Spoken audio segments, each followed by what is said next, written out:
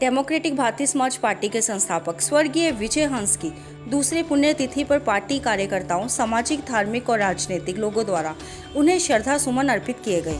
राष्ट्रीय अध्यक्ष राजेंद्र गिल द्वारा श्रद्धांजलि के साथ साथ विचार गोष्ठी समारोह भी रखा गया, जिसमें बुद्धिजीवियों द्वारा विजय हंस की जीवनी पर प्रकाश डाला गया। इस समागम में इलाका विधायक पवन टीनू, सुखविंदर कोटली, बौद्ध भिक्षु विद्वान महंते सुमेथो ने अपने संबोधन में कहा कि विजय हंस की राष्ट्रीय सामाजिक विरासत को संभालने का यत्न करना ही उन्हें सच्ची श्रद्धांजलि देना है। समागम के दौरान डेमोक्रेटिक भारतीय समाज पार्टी की गुजरात यूनिट, कोलकाता, अन्य राज्यों से आए हुए नेतागणों ने उन्हें श्रद्धांजलि भेंट की। पंजाब यूनिट के प्रिंसिपल मोहनलाल खोसला, विजय सभरवाल, राजपाल सिद्धू, के सभरवाल, हरविंदर बिंदु सहित अन्य नेतागण मौजूद थे। पंजाब महाशा जागृति मंच के प्रधान मुकद्दर लाल, अकाली नेता धर्मपाल लेसड़ीवाल, जत्थेदार हरनाम सिंह, एडवोकेट विजय बद्दन,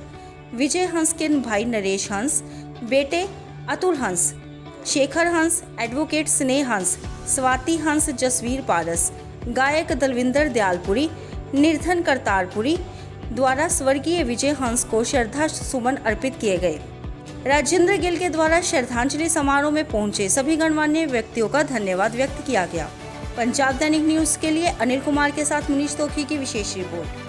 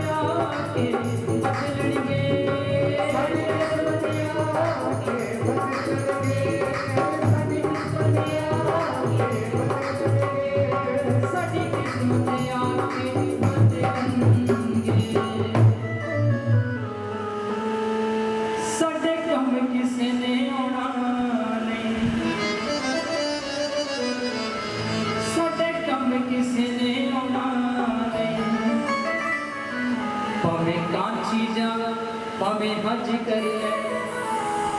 कम तैनू करना पैना भावें कल कर ले भावें हज कर ले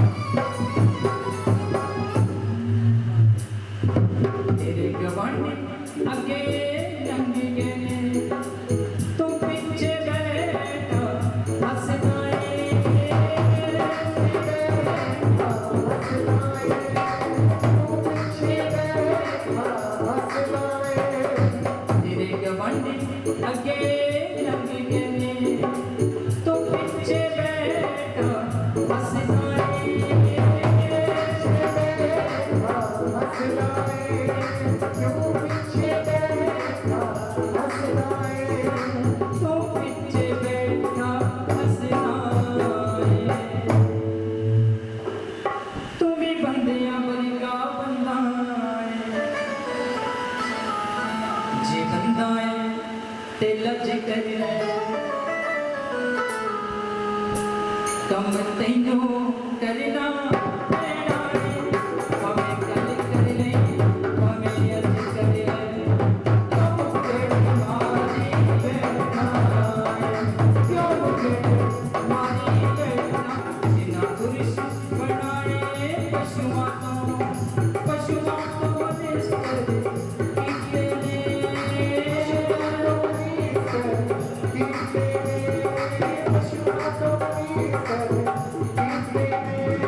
पशु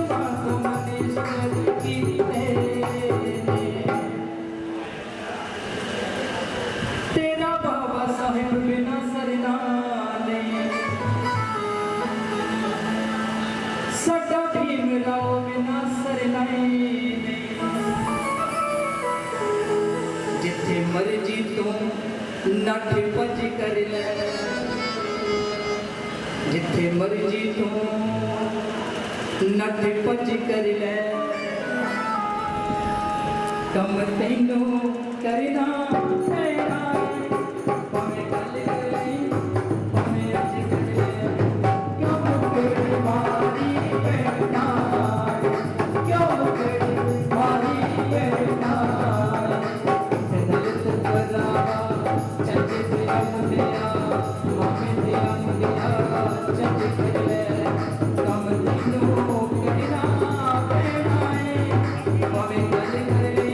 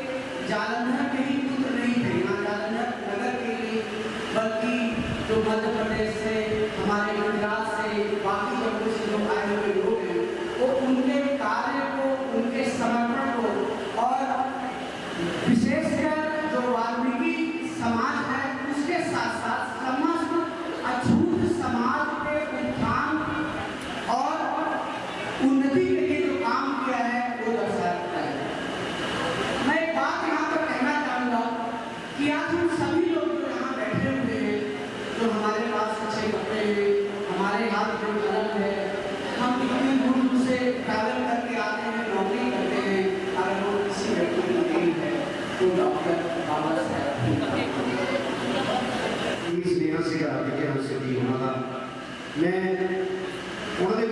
ਸਵਰਗਵਾਸੀ ਸ਼ਬਦ ਨਹੀਂ ਲਾਉਣਾ ਚਾਹੁੰਦਾ। ਮੈਨੂੰ ਲੱਗਦਾ ਕਿ ਉਹਨਾਂ ਦੀ ਰੂਹ ਇੱਕ ਤੁਰੀ ਫਿਰਦੀ ਹੈ, ਇੱਕ ਤੁਰੀ ਫਿਰਦੀ ਹੈ, ਗਿੱਲ ਸਾਹਿਬ ਦੇ ਵਿੱਚ ਤੁਰੀ ਫਿਰਦੀ। ਗਿੱਲ ਸਾਹਿਬ ਨੇ ਮੈਨੂੰ ਫੋਨ ਕਰਕੇ ਕਰਾਇਆ ਔਰ ਬਹੁਤ ਹੀ ਸਤਿਕਾਰਯੋਗ ਸਾਰਾ media, electronic media, print media, क्योंकि मैं एक छोटे ਜਿਹੇ प्रोग्राम में कहना ਦਲਿਤ ਬਰਾਵੋ ਤੁਹਾਡੀ ਇਹਦੇ ਵਿੱਚ ਛਾਨ ਇੱਕ ਜਾਨ ਹੋ ਜੋ ਸਾਰੇ ਵਕਤ ਦਾ ਐਲਾਨ ਇੱਕ ਜਾਨ ਹੋ ਜੋ ਸਾਰੇ ਓਏ ਵਕਤ ਦਾ ਐਲਾਨ ਇਕੱਠੇ ਹੋ ਜੋ ਸਾਰੇ ਓ ਇਕੱਠੇ ਹੋ ਜੋ ਸਾਰੇ ਇਕੱਠੇ ਹੋ ਜੋ ਸਾਰੇ ਇਕੱਠੇ ਹੋ ਜੋ ਸਾਰੇ नशे पत्ते छड्डो बच्चे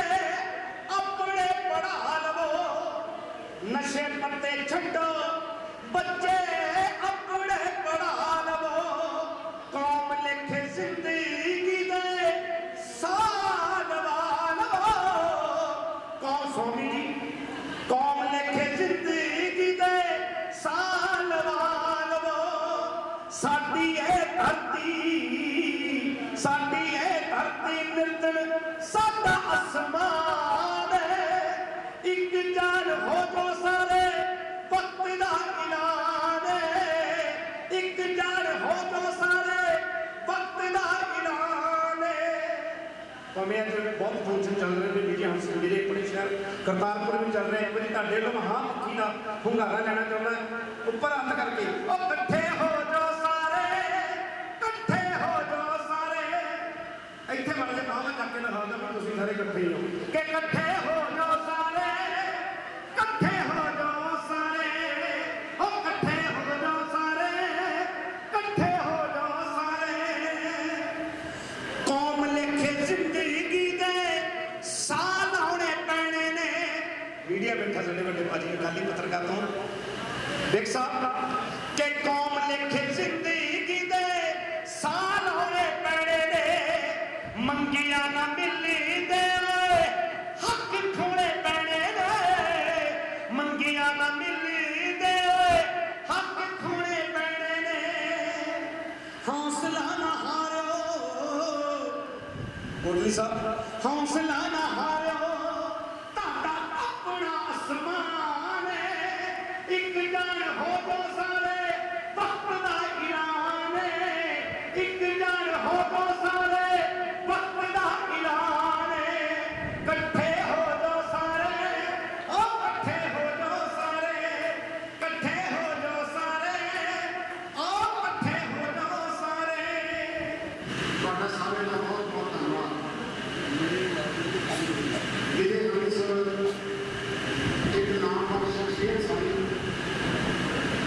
ਅਸੀਂ ਬਹੁਤ ਲੰਬਾ ਸਮਾਂ ਉਹਨਾਂ ਦੇ ਨਾਲ ਕੰਮ ਕੀਤਾ ਹੈ ਔਰ ਉਹਨਾਂ ਦੇ ਨਾਲ ਬਹੁਤ ਲੰਬੇ ਚੌੜੇ ਵਿਚਾਰ ਜਿਹੜੇ ਸਾਂਝੇ ਹੁੰਦੇ ਰਹਿੰਦੇ ਸਨ। ਉਹਨਾਂ ਦਾ ਸਮੇਂ ਤੋਂ ਪਹਿਲਾਂ ਚਲੇ ਜਾਣਾ ਸਾਡੇ ਲਈ ਦੁਖਦਾਈ ਹੈ। ਅੱਜ ਅਸੀਂ ਉਹਨਾਂ ਨੂੰ ਯਾਦ ਕਰ ਰਹੇ ਹਾਂ। ਯਾਦ ਉਹਨਾਂ ਲੋਕਾਂ ਨੂੰ ਉਹਨਾਂ ਰਹਿਬਰਾਂ ਨੂੰ ਉਹਨਾਂ ਇਨਸਾਨਾਂ ਨੂੰ ਕੀਤਾ ਜਾਂਦਾ ਜਿਹੜੇ ਸਮਾਜ ਦੇ ਅੰਦਰ ਪੈਦਾ ਹੋ ਕੇ ਸਮਾਜ ਕੌਮ ਦੀ ਤਕਦੀਰ ਨੂੰ ਬਦਲਣਾ ਚਾਹੁੰਦੇ ਹਨ। श्री विजय हंस जी ने समाज के अंदर ਜਿਹੜੀਆਂ समाज के अंदर कुरीतियां सन समाज के अंदर ना बराबरी सी समाज के अंदर अनपढ़ता बेरोजगारी गुलामी के नचारी सी ਉਹਦੇ ਖਾਤਮੇ ਵਾਸਤੇ विजय हंस जी ने अपना जीवन ਜਿਹੜਾ ਸੀ ਉਹ समाज ਨੂੰ ਸਮਰਪਿਤ ਕੀਤਾ। तो ਅੱਜ ਦੇ ਇਸ ਮੌਕੇ ਦੇ ਉੱਤੇ ਦਾ ਸਮੇਂ ਦੇ ਨਿਜ਼ਾਮ ਨੂੰ ਸਮਝਦਾ ਹੋਇਆ कि आज आप अपना श्रद्धा सुमन अर्पित करने वास्ते आए हैं तो डेमोक्रेटिक भारतीय समाज पार्टी के कौमी प्रधान डॉक्टर देवेंद्र गिल जी मैं उन्होंने ये गल जरूर कहनी चाहूँगा कि ये ठीक है कि विजय हंस जी भावें दुनिया को चले गए जो उन्होंने मिशन सी जो चाहते सी वो तुहाडे मोढिਆਂ ਦੇ ਉੱਤੇ ਜ਼ਿੰਮੇਵਾਰੀ ਨੂੰ ਭਾਰ ਪਾ ਕੇ ਗਏ ਨੇ विजय हंस जी। मैं उन्होंने बहुत लंबे समय तो जानता मैनू याद है जो 1988-99 ਜਦੋਂ ਬਹੁਜਨ ਸਮਾਜ ਪਾਰਟੀ ਦੀ ਲਹਿਰ ਬਹੁਤ ਮਜ਼ਬੂਤ ਸੀ ਪੰਜਾਬ 'ਚ ਔਰ ਸ਼੍ਰੀ ਦੇਵੀਦਾਸ ਨਾਥ ਜੀ, ਸ਼੍ਰੀ ਵਿਜੇ ਹੰਸ ਜੀ, ਇਹਨਾਂ ਦਾ ਬਹੁਤ ਪ੍ਰਭਾਵ ਹੁੰਦਾ ਸੀ ਦੁਆਬੇ ਦੇ ਅੰਦਰ, ਮਾਝੇ ਦੇ ਅੰਦਰ। ਇੱਦਾਂ ਦੀ ਇੱਕ ਜ਼ਬਰਦਸਤ ਲਹਿਰ ਤੇ ਹਨੇਰੀ ਸੀ ਕਿ ਲੱਗਦਾ ਸੀ ਕੁਝ ਸਮੇਂ 'ਚ ਹੀ ਦਲਿਤਾਂ ਪਛੜਿਆਂ ਦਾ ਰਾਜ ਸਥਾਪਿਤ ਹੋਣ ਵਾਲਾ। ਉਹਦੇ ਵਿੱਚ ਮੇਨ ਜਿਹੜੇ ਪਿਲਰ ਹੁੰਦੇ ਸੀ, ਸਿਪਾਹ ਸਲਾਰ, ਜਰਨੈਲ, ਉਹ ਸ਼੍ਰੀ ਵਿਜੇ ਹੰਸ ਹੁੰਦੇ ਸੀ। ਐਡਮਿਨਿਸਟ੍ਰੇਸ਼ਨ, ਸੱਤਾ ਦੇ ਗਲਿਆਰਿਆਂ 'ਚ ਤੇ ਸਿਆਸੀ ਲੋਕਾਂ 'ਚ ਬੜੀ ਇੱਜ਼ਤ ਤੇ ਬੜਾ ਦਰਦ ਹੁੰਦਾ ਸੀ ਸਵਰਗੀ ਵਿਜੇ ਹੰਸ ਜੀ। ਚਲੋ ਸਿਆਸਤ ਦੇ ਅੰਦਰ ਕਈ ਉੱਠਕ ਬੈਠਕਾਂ ਹੁੰਦੀਆਂ, ਕਈ ਬਦਲਾਅ ਆਉਂਦੇ, ਕਈ ਸਾਜ਼ਿਸ਼ਾਂ ਚੱਲਦੀਆਂ। ਉਹ ਸਾਜ਼ਿਸ਼ ਐਸੀ ਚੱਲੀ ਕਿ ਜਿਹੜੇ ਸਮਾਜ ਨੂੰ ਸਾਧ ਆਸ਼ੀਰਾਮ ਜੀ ਨੇ ਬੜੀ ਮਿਹਨਤ ਨਾਲ ਇਕੱਠੇ ਕੀਤਾ ਸੀ, ਉਹ ਟੈਂਪਰੇਰੀ ਸੱਤਾਧਾਰੀ, ਉਸ ਵੇਲੇ ਦੇ ਸੱਤਾਧਾਰੀ ਲੋਕਾਂ ਦੀ ਸਾਜ਼ਿਸ਼ ਦਾ ਅਸੀਂ ਸ਼ਿਕਾਰ ਹੋਏ, ਟੋਟੇ ਟੋਟੇ ਹੋਏ, ਨੁਕਸਾਨ ਹੋਇਆ